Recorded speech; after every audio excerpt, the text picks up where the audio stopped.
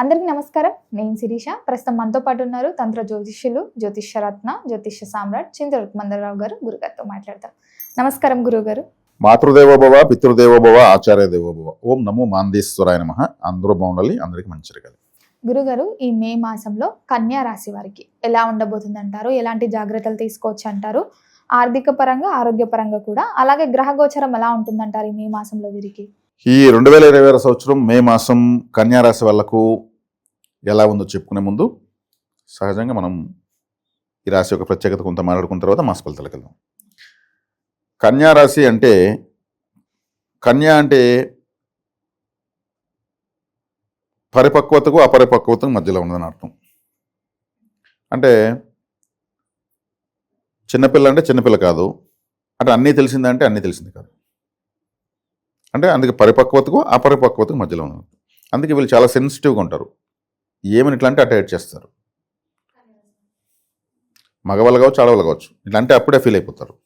పౌరుషం ఎక్కువ, ఒక మాట వినరు. ఒకవేళ వీళ్ళు తప్పు చేస్తే కూడా ఒప్పుకుంటారు, నేను చేసిన తప్పని. ఎదురోళ్ళు చేస్తే ఒప్పుకోరు.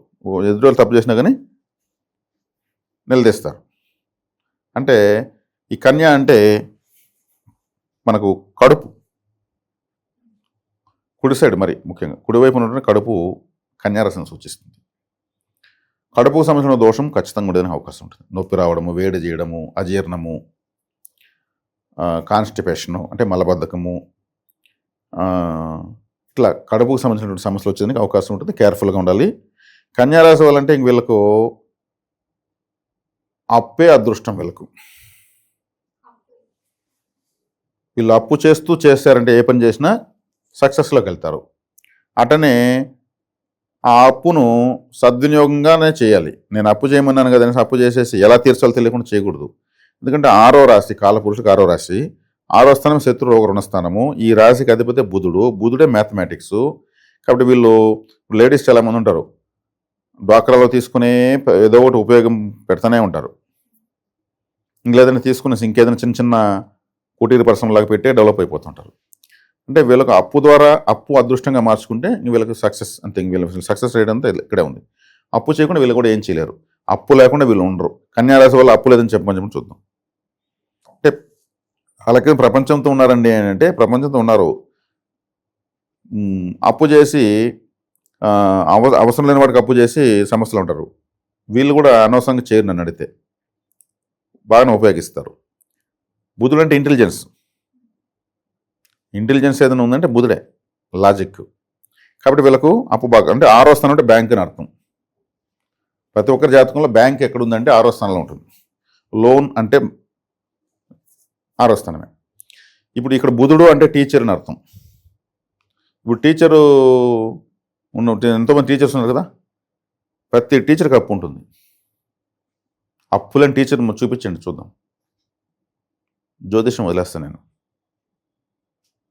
టీచర్లకు బాగా డబ్బులు వస్తుంది కదా, మళ్ళీ వాళ్ళకి అప్పులు ఉంటే ప్రతి ఒక్కటి లోన్ పెట్టే తీస్తారు. వాళ్ళు కారు తీసినా లోన్లో తీస్తారు, ఇల్లు కట్టినా లోన్లో తీస్తారు, ఇన్సూరెన్స్లు కడుతూ ఉంటారు.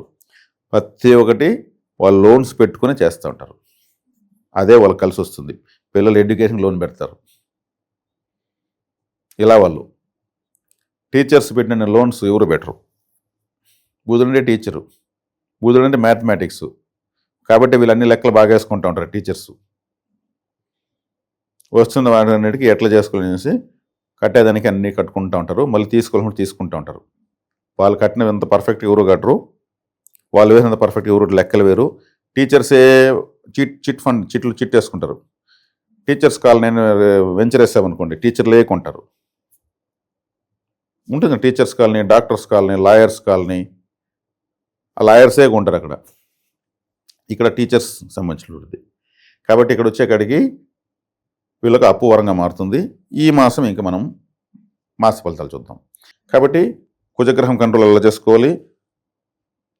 9, 10, 11 స్థానాల్లో 9, 10 స్థానాల్లో రవి, బుధుడు, శుక్రుడు, గురువు వీళ్ళంతా సంచరిస్తున్నారు. కాబట్టి వీళ్ళకు వృత్తి, ఉద్యోగ, వ్యాపారాల్లో బాగుంది. నేను చెప్పాను కదా, అప్పులు దొరికేదానికి అవకాశం ఉంది, అప్పులు తీర్చేదానికి అవకాశం ఉంది. అంటే వ్యాపారాలు చేస్తారని, రొటేషన్ చేస్తారని అర్థం. పెట్టుబడులు కూడా పెట్టచ్చు అంటారా దీంతో? చేస్తారు వీళ్ళు.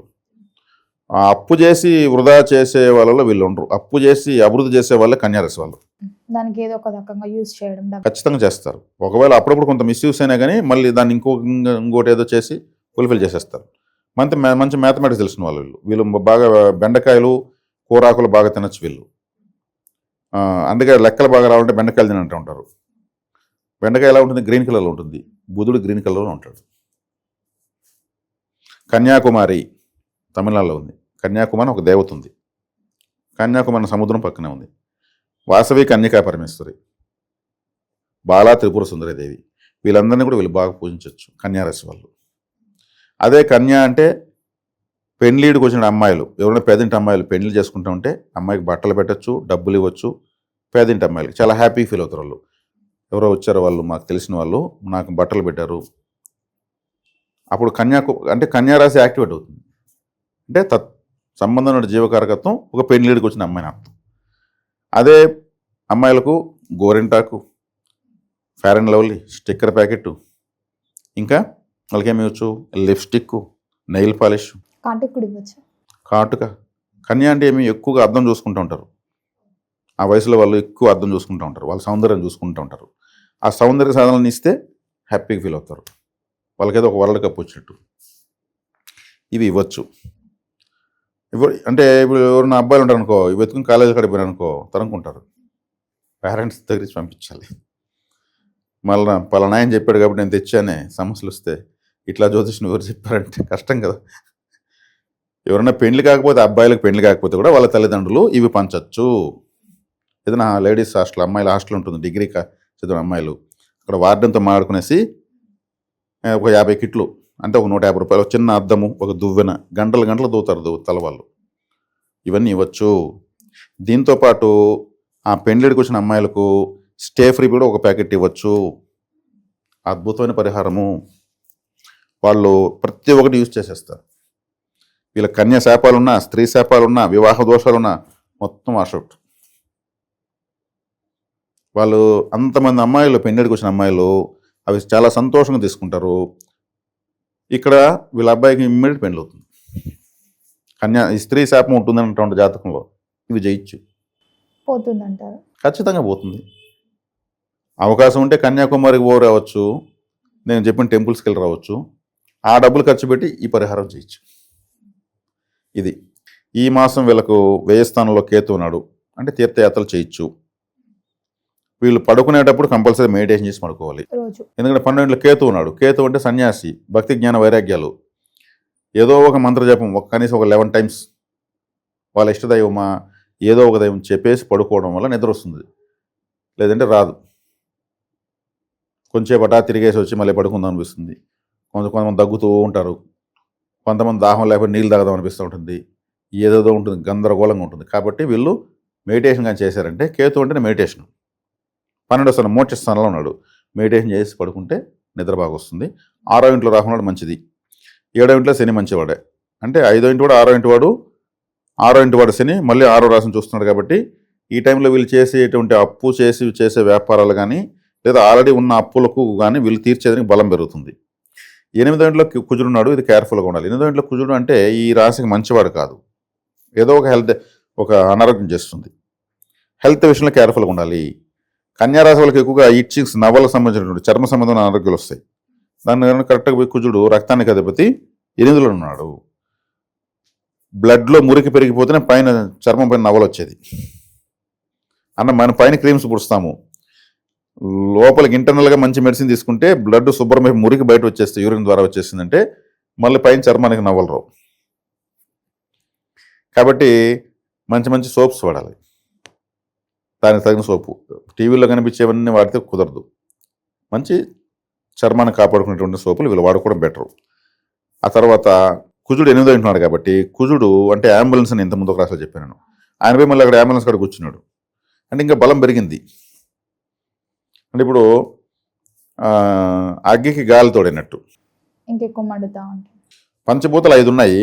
ఈ 5లో శత్రుత్వాలు, మిత్రుత్వాలు ఉన్నాయి. గాలి, నీరు, భూమి, ఆకాశము, అగ్ని. ఇప్పుడు దీంట్లో నీరు ఉంది, అగ్ని ఉంది కదా, ఈ 2 ఫ్రెండ్షిప్ ఎట్ అవుతాయి? నీళ్ళు వస్తే అగ్గి ఆరిపోతుంది. నీరు భూమి ఫ్రెండ్స్. భూమి నీటిని రిసీవ్ చేసుకుంటుంది. గాలి అగ్గి ఫ్రెండ్స్. ఈ గాలి తోలితే అగ్గి ఇంకా ప్రజ్వలిపోతుంది. మరి ఈ 4 ఎక్కడుంటాయి? ఆకాశంలో ఉంటాయి. కాబట్టి ఇక్కడ వచ్చేకాడికి కరెక్ట్గా 8వ స్థానంలో ఉన్నాడు అష్టమాధిపతి. కాబట్టి వీళ్ళు కన్యారాశి వాళ్ళు ఇన్సూరెన్స్ కూడా వేయకూడదు. ఇన్సూరెన్స్ అంటే ఏమి? నా కాలు విరిగితే ఇంత డబ్బు, నాకు చెయ్యి విరిగితే ఇంత, ఒకవేళ నేను చనిపోతే ఇంత అని. కాబట్టి వీళ్ళు 8వ స్థానాధిపతి 8వ స్థానంలో ఉన్నప్పుడు ఇన్సూరెన్స్లు వేయకూడదు. ఒకవేళ వేస్తే అదేమవుతుంది? నిజంగానే కాలు విరుగుతుంది. మనమే సర్టిఫికేట్ తీసుకుంటున్నాం, నా కాలు విరిగితే ఇంత డబ్బు అని. వేరే రాశుల్లో యాక్చువల్గా ఇన్సూరెన్స్ అనేది నెగిటివ్. మన ప్రమాదానికి మనమే డబ్బు కట్టుకున్నట్టు, దానికి లీగల్గా ఒక సర్టిఫికేట్ తీసుకున్నట్టు. అంటే మరణ పండు అంటారు దాన్ని. పండు అంటే ఫలము. మరణ ధృవీకరణ పత్రము, ప్రమాద ధృవీకరణ పత్రం ఇన్సూరెన్స్ అంటే. ముందుగానే డబ్బు కట్టి పెట్టుకుంటుంటాం. ఒకవేళ నాకు ఏదైనా అయితే దానికి బలం పెంచుతూ ఉంటాం, కట్టి దాని బలం పెంచుతాం. ఇదేదైతే ఇన్సూరెన్స్ క్లెయిమ్ అవుతుంది. అంటే ప్రమాదానికి మనం బలం పెంచుతున్నట్టు లెక్క. కన్యారాశి వాళ్ళకి వేగంగా జరుగుతాయి ప్రమాదాలు ఇన్సూరెన్స్ వేస్తే. అందుకు వీళ్ళు ఇన్సూరెన్స్ కూడా సరిగ్గా కట్టలేరు. క్లెయిమ్ కాకుండా ఒకవేళ కట్టి ఏదైనా అయితే కూడా క్లెయిమ్ కూడా కావు. ఏదో సినిమాలో వెంకటేష్ ఇన్సూరెన్స్ కంపెనీ మీద ఏదో కేసేస్తాడు, ప్రకృతి ద్వారా పోయింది మొత్తం అంటే ఆ టైప్ అయిపోతుంది వీళ్ళది. కాబట్టి కుజుడు 8వ ఇంట్లో ఉన్నాడు కాబట్టి కేర్ఫుల్గా ఉండాలి. ఇన్సూరెన్స్ నాకుంది, నాకేం ఇబ్బంది లేదు, ఇన్సూరెన్స్ ఉన్న దాని ఎక్కువ జపించకూడదు. అంటే నాకేదైనా అయితే కూడా డబ్బులు వస్తుంది నాకు అని. అంటే ప్రమాదాన్ని డైరెక్ట్ వీళ్ళు రిసీవ్ చేసుకున్నట్టే. కాబట్టి కుజుడిని కంట్రోల్ చేసుకోవాలంటే సుబ్రహ్మణ్య స్వామి ఆరాధించాలి. కుజుడు ఎప్పుడు కంట్రోల్ కావాలన్నా సుబ్రహ్మణ్య స్వామి నేరు అక్కడికి వెళ్ళిపోతే రికమెండేషన్. అదే కేతు కంట్రోల్ అంటే వినాయకుడు. ఇట్లా. కాబట్టి ఇప్పుడు వీళ్ళకు 8వ రాశిలో ఉన్నటువంటి కుజుడిని కేర్ఫుల్గా చూసుకొని సుబ్రహ్మణ్య ఆరాధన చేయాలి. 7వ రాశిలో శనేశ్వరుడు పెద్దగా బాధ పెట్టాడు. కన్యారాశిలో శనేశ్వరుడు సూపర్ ప్లానెట్ అయినా ఖచ్చితంగా ఫలితం ఇస్తాడు. కాకపోతే నేర్పించి ఇస్తాడు ఆయన. అది కరెక్ట్. ఇప్పుడు చేపలు వండి పెట్టడం కన్నా చేపలు పట్టుకోవడం నేర్పిస్తే ఎలా ఉంటుంది? చేపలు మనమే పట్టుకుంటాం, వండుకొని తింటాం. అది నేర్పిస్తాడు శనేశ్వరుడు. అంటే జీవితాన్ని ఇచ్చే ప్లానెట్ శనేశ్వరుడు. జీతాన్ని ఇచ్చేవి అంతా వేరే గ్రహాలు జీతం ఇస్తాయి. ఈ మనం ఏకంగా జీవితం ఇస్తాడు. వీళ్ళకి ఫేవరు. 6వ ఇంట్లో రాహునుడు వీళ్ళకి మంచిదే. కాబట్టి గ్రహాలన్నీ అనుకూలంగానే ఉన్నాయి అని చెప్పచ్చు. కాబట్టి ఇప్పుడు ఈ కన్యారాశి వాళ్ళకు తీసుకోవాల్సిన జాగ్రత్తలు ఇవి, చేసుకోవాల్సిన పరిహారాలు చెప్పడం జరిగింది. చక్కగా ఇవి చేసుకోవచ్చు, ఇబ్బంది ఏం లేదు. ఆరోగ్యపరంగా కూడా ఎలా ఉంటుందంటే? ఆరోగ్యపరంగా చెప్పాను కదా, కుజుడు అష్టమంలో అంబులెన్స్. కుజుడు అంటే కడుపు నొప్పి వచ్చేదానికి అవకాశం ఉంది ఈ మాసంలో. ఇవన్నీ కేర్ఫుల్గా ఉండాలి. ఫుడ్ నీట్గా తీసుకోవాలి. తినేది కడుపులోకి ఏం పంపిస్తున్నా ఆలోచించుకొని తీసుకోవాలి. ఇప్పుడు ఎవడో జ్యూస్ అమ్ముతూ ఉంటాడు, వాడు ఏం కలిపి ఉంటాడో కలర్ మాత్రం అటు ఉంటుంది. వాడు బోర్ నీళ్ళు వేసి ఉంటాడా, ట్యాప్ నీళ్ళు వేసి కలిపాడా, ఇంకేమైనా కలిపాడో తెలియదు. కూలింగ్ అయితే పెట్టుంటాడు. మరి ఆరోగ్యం దెబ్బతింటుంది ఎందుకు? మరి ముఖ్యంగా కడుపు వెళ్ళేదంతా తినేదాకా పోయేది కడుపులోకి. అష్టమంలో కుజుడు ఆరోగ్యానికి సంబంధించినటువంటి, అంటే శత్రు రోగ రుణకారకుడు, రక్తానికి అధిపతి. అందుకే వీళ్ళకి బ్లడ్ చెడిపోతుంది, అవసరం. అది చెడే పైకి నవ్వులు వస్తాయని చెప్పాను నేను. బ్లడ్ బాగుండాలి కదా, బ్లడ్లో ఎక్కువగా టాక్సిన్స్ ఉండకూడదు కదా. కాబట్టి రక్తహీనత, క్షీణత వచ్చేదానికి కూడా అవకాశం ఉంటుంది. కాబట్టి ఫుడ్ చూసి తీసుకోవాలి, ఇప్పుడున్న వాతావరణానికి అనుగుణంగా తీసుకోవాలి. సుబ్రహ్మణ్య ఆరాధన చేయాలి. తర్వాత తీసుకుంటే వీళ్ళకు 10వ ఇంట్లో గురువు ఉన్నాడు. 10వ ఇంట్లో గురువు 4వ ఇంటి వాడు, 7వ ఇంటి వాడు 10వ ఇంట్లో ఉంటే ఏమవుతుందంటే భర్త స్థానము, గృహస్థానం అని అర్థం. కాబట్టి ఇప్పుడు వీళ్ళ వల్ల భర్తకు సపోర్టింగ్ ఉంటుంది, కానీ భర్త వల్ల వీళ్ళకి కొంచెం సపోర్టింగ్ తక్కువ ఈ మాసం. కాబట్టి ఒక్కోసారి భార్యాభర్తలు ఒక త్రాసుకి 2 తట్టలు లాంటి వాళ్ళు. ఒక తట్ట పైకి వెళ్ళొచ్చు, ఒకటి కిందికి రావచ్చు. ఇది మామూలే. దాన్ని అడ్జస్ట్ చేసుకుని పోతున్నారు. దానివల్లే నువ్వు అన్నీ చేయగలుగుతుండవు అట్లా అనుకోకూడదు. నీకు ఇప్పుడు బలం తక్కువ భార్య ఆటోమేటిక్గా చెయ్యాలి. ఇది ఈ మాసం వీళ్ళకు విషయాలు. గురుగారు, మొత్తం మీద కన్యా రాశి వారికి ఎలా ఉంది, ఎలాంటి జాగ్రత్తలు తీసుకోవాలి, ఏ దైవాన్ని కూడా పూజించాలి, ఎలాంటి పరిహారాలు కూడా చేసుకోవాలో తెలియజేసినందుకు ధన్యవాదాలు.